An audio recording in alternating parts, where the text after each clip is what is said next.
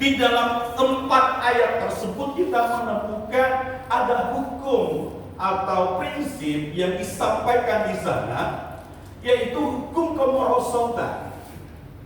Nah, saudara tahu hukum kemerosotan adalah hukum termodinamika yang kedua. Ya saudara, itu namanya hukum kemerosotan.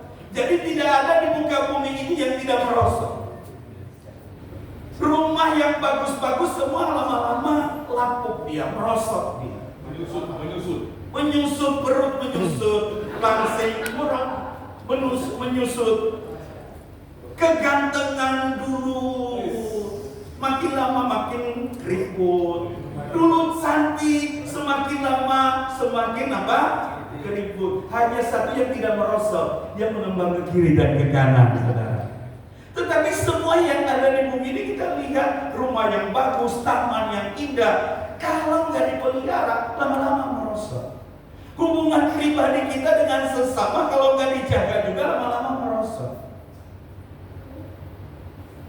Damai kita kalau kita nggak jaga juga lama-lama merosot. Sukacita kita juga lama-lama merosot. Kebahagiaan kita juga merosot. Hubungan kita dengan Tuhan juga merosot. Ibadah kita juga lama-lama merosot.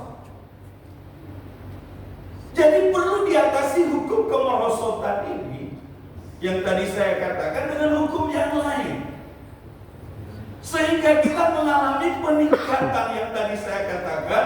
Kita mengalami kemajuan, mengalami pertumbuhan, kedekatan kita dengan Tuhan. Nah, dari ayat yang tadi saya sampaikan, aminnya itu saya nggak tahu apa benar dari itu. Yesaya 40 ayat 30 sampai ayat 31, saya bacakan terlebih dahulu di ayat yang ke-30. Apa yang dikatakan Tuhan bagi kita untuk mengatasi kemerosotan ini. Di dalam ayat itu dia sampaikan di dalam ayat yang ke-30 dan 31. Nanti kita akan baca ayat 28 dan 29. Saya baca di dalam Alkitab edisi yang kedua, atau mungkin ada perbedaan dengan edisi yang pertama. Saya bacakan di dalam ayat yang ke-30, dia mengatakan, orang-orang muda menjadi letih lesu dan taruna-taruna jatuh tersandung.